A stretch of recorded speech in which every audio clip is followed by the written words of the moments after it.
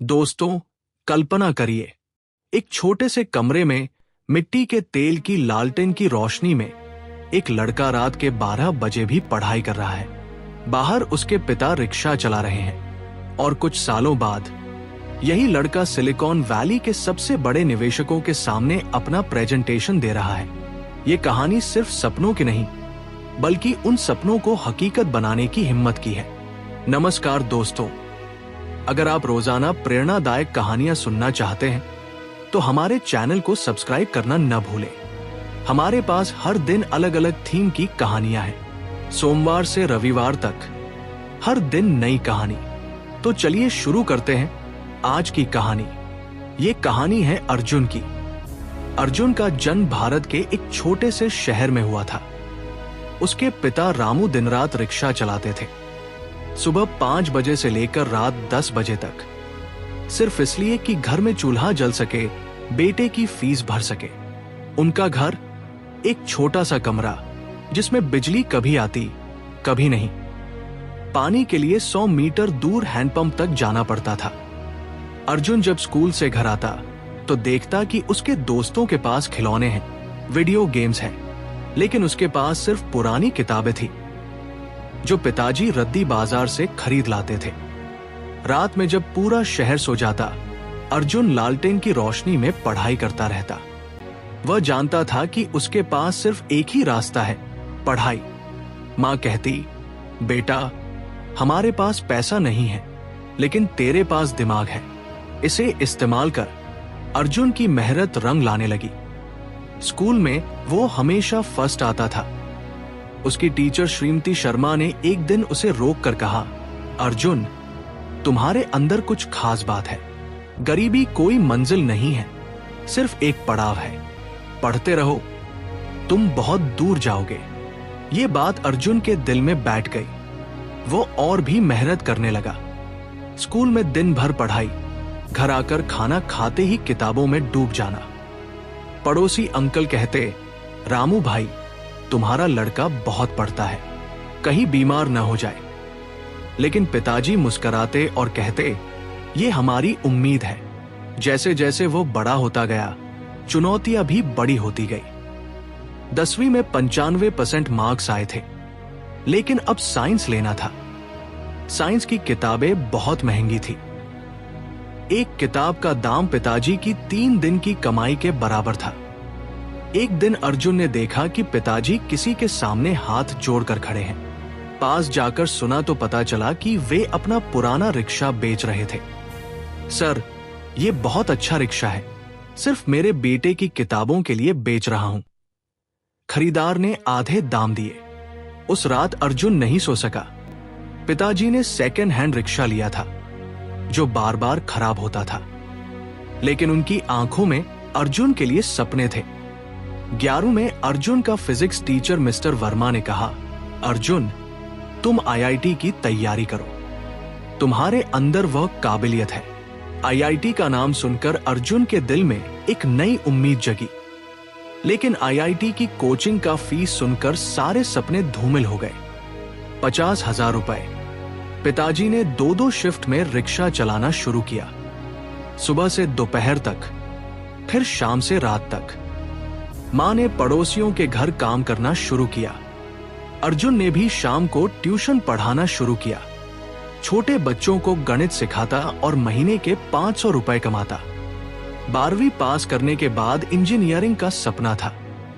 जी का exam form भरने में भी पैसे लगते थे। अर्जुन ने सरकारी लाइब्रेरी में रोजाना 12 घंटे पढ़ाई की, बिना किसी कोचिंग के, सिर्फ किताबों के भरोसे। एग्जाम के दिन अर्जुन के पास ट्रेन का किराया तक नहीं था।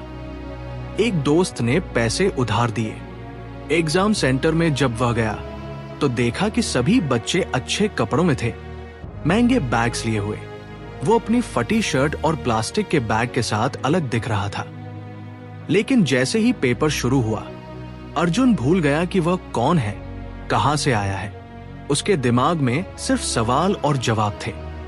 3 घंटे लगातार लिखता रहा। रिजल्ट का दिन आया। इंटरनेट कैफे में 10 रुपए देकर रिजल्ट चेक किया। जब उसने देखा कि उसका नाम मेरिट लिस्ट में है ऑल इंडिया रैंक है 847, तो वह रो पड़ा। कैफे के सभी लोग उसे देख रहे थे, लेकिन उसे कोई फर्क नहीं पड़ रहा था। वह दौड़ता हुआ घर गया। पिताजी रिक्शा से उतर रहे थे, पसीने से तरबतर।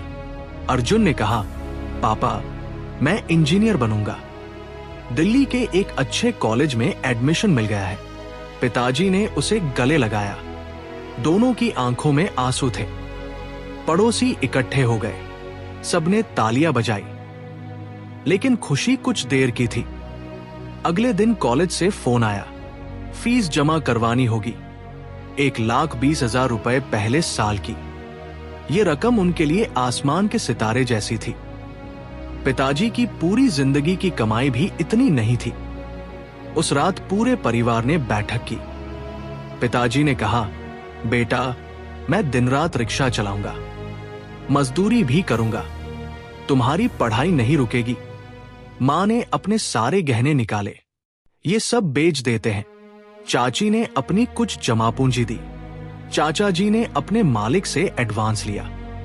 रिश्तेदारों से पैसे उधार लिए। कुछ ने मना कर दिया, कुछ ने ताने मारे, इतने पैसे इंजीनियरिंग में लगा रहे हो, पता नहीं नौकरी मिलेगी भी या नहीं। लेकिन पिताजी का इरादा पक्का था। किसी तरह पहले साल की फीस जमा हुई। अर्जुन दिल्ली रवाना हुआ। स्टेशन पर विदाई के वक्त मां रो रही थी। पिताजी ने उसके हाथ में 500 रुपए रखे। बेटा, ये तुम्हारे खर्च के लिए है, कम है, लेकिन अगले महीने और भेजूंगा। दिल्ली के इंजीनियरिंग कॉलेज में पहुंचकर अर्जुन का एक नया संसार खुला। बड़ी बड़ी इमारतें, एसी लगे क्लासरूम और सबसे जादुई कंप्यूटर लैब। यहां उसने पहली बार कंप्यूटर देखा। जब उसने कीबोर्ड पर हाथ रखा और स्क्रीन पर अक्षर टाइप हुए, तो लगा जैसे उसे अपना जादू मिल गया हो। वह दिन रात कंप्यूटर लैब में बैठा रहता, प्रोग्रामिंग सीखता, कोड लिखता, C++, जावा, जो भी मिलता सब सीखता। Lab in charge professor Gupta ji ने एक दिन कहा, अर्जुन, तुम्हारी मेहनत देखकर लगता है कि तुम एक दिन बहुत बड़ा प्रोग्रामर बनोगे। लेकिन यहां भी चुनौतियां थी। अमीर बच्चों के बीच वो अपने 2 जोड़े कपड़ों और फटे जूतों के साथ अलग दिखता था। हॉस्टल में रहने के पैसे नहीं थे, इसलिए कॉलेज के पास एक छोटे से कमरे में रहता था। 10 लड़के एक साथ। कभी कभी क्लासमेट्स कहते, अर्जुन, चल मैकडॉनल्ड्स चलते हैं, लेकिन उसकी जेब में सिर्फ दाल चावल के पैसे होते थे। वो बहाना बना देता, आज घर का खाना ले आया हूं। तीसरे साल में कॉलेज में एक प्रोग्रामिंग कंपटीशन हुआ। अर्जुन को लगा कि ये उसका मौका है। उसने रात दिन प्रैक्टिस की, लेकिन कंपटीशन में वो फर्स्ट राउंड भी पास नहीं कर सका। वो इतना निराश हुआ कि सोचने लगा, शायद मैं इस लायक नहीं हूं। उस रात उसने घर फोन किया। पिताजी की आवाज में थकान साफ दिखाई दे रही थी। बेटा, आज बहुत कम कमाई हुई, बारिश के कारण कोई सवारी नहीं मिली। फिर भी पिताजी ने पूछा, तुम कैसे हो? खाना ठीक से खा रहे हो ना? अर्जुन को एहसास हुआ, अगर पिताजी हार नहीं मान सकते तो मैं कैसे हार मान सकता हूं। उसने अपना लैपटॉप खोला और 16 घंटे पढ़ने का रूटीन बनाया। हर गलती से सीखता, हर प्रॉब्लम को चुनौती की तरह लेता। चौथे साल में एक अंतर्राष्ट्रीय कंपनी कैंपस में आई, गूगल। अर्जुन की धड़कनें तेज हो गई। ये उसका सपना था, लेकिन 500 स्टूडेंट्स में से सिर्फ 5 का सिलेक्शन होना था। इंटरव्यू के दिन अर्जुन नर्वस था। इंटरव्यूअर ने पूछा, तुम्हें क्यों लगता है कि तुम गूगल में काम कर सकते हो? अर्जुन ने कहा, सर, मेरे पास IIT का डिग्री नहीं है, अमीर घर की बैकग्राउंड नहीं है, लेकिन मेरे पास एक चीज है जो शायद औरों के पास ना हो, भूख, सफलता की भूख। मैं जानता हूं कि मेहनत क्या होती है और मैं आपको साबित करके दिखाऊंगा। 3 घंटे बाद रिजल्ट आया। अर्जुन का नाम था। बैंगलोर में गूगल की जॉब। घर फोन करके जब उसने यह खबर दी तो पिताजी रो पड़े। मां ने कहा, मैं जानती थी, मेरा बेटा कमाल करेगा, बैंगलोर में अर्जुन की जिंदगी बदल गई। पहली बार एसी में बैठकर काम किया, पहली बार टाई पहनी, पहली बार हवाई जहाज में सफर किया। ऑफिस कैंटीन में खाना खाते समय सोचता, काश पिताजी देख पाते कि उनका बेटा आज कैसे खाना खा रहा है। सबसे खुशी की बात, पहली बार घर पैसे भेजे, 10,000 रुपए, जितना पिताजी महीने भर में कमाते थे। जब उन्होंने फोन पर कहा, बेटा तुमने इतने पैसे भेजे हैं, तो उनकी आवाज में खुशी और गर्व दोनों था। लेकिन अर्जुन यही नहीं रुका। गूगल में काम करना उसका सपना था, लेकिन अब उसका एक और सपना था, अपने जैसे गरीब बच्चों की मदद करना। रात में ऑफिस के बाद वो कॉफी शॉप में बैठकर अपना प्रोजेक्ट बनाता रहा, एक ऐप जो रिक्शा वालों की मदद करे। नाम था रिक्शा साथी। इसमें रूट प्लानिंग थी, फ्यूल की बचत के टिप्स थे, कस्टमर से डायरेक्ट कनेक्शन था। वह चाहता था कि अपने पिताजी जैसे हजारों रिक्शा वाले इस ऐप से फायदा उठाएं। 3 महीने दिन रात मेहनत करने के बाद अर्जुन ने पहले अपने पिताजी को ऐप दिखाया, वीडियो कॉल पर समझाया कि कैसे इस्तेमाल करना है। पिताजी ने कहा, बेटा मुझे तो कुछ समझ नहीं आया, लेकिन अगर ये औरों की मदद करेगा तो बहुत अच्छी बात है। ऐप लॉन्च करने के बाद पहले हफ्ते में सिर्फ 50 डाउनलोड हुए। अर्जुन थोड़ा निराश हुआ, लेकिन दूसरे हफ्ते में 500, तीसरे हफ्ते में 2000, एक महीने बाद 25,000 डाउनलोड्स, 2 महीने बाद 1 लाख। सबसे अच्छी बात, यूजर्स के रिव्यूज। इस ऐप से मेरी रोजाना की कमाई 200 रुपए बढ़ गई है, पेट्रोल की बचत हो रही है, कस्टमर्स आसानी से मिल जाते हैं। अर्जुन की आंखों में आंसू आ गए, उसका सपना सच हो रहा था। 3 महीने बाद एक दिन सुबह अर्जुन को एक अजीब नंबर से फोन आया, +1 से शुरू होने वाला नंबर। Hello, this is Steve from Silicon Valley Angels. We've heard about your app Rickshaw Saathi. We are impressed with your growth metrics. Arjun का दिल तेजी से धड़कने लगा। सिलिकॉन वैली, टेक्नोलॉजी की दुनिया की राजधानी। हमें लगता है कि तुम्हारे पास कुछ खास है। क्या तुम यहां आकर प्रेजेंटेशन दे सकते हो?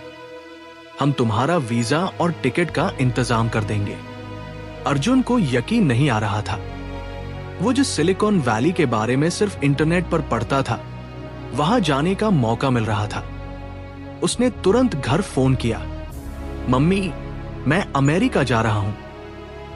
मां ने पहले तो यकीन नहीं किया, फिर खुशी से रो पड़ी। सैन फ्रांसिस्को पहुंचकर अर्जुन को लगा जैसे वह किसी दूसरे प्लैनेट पर आ गया हो।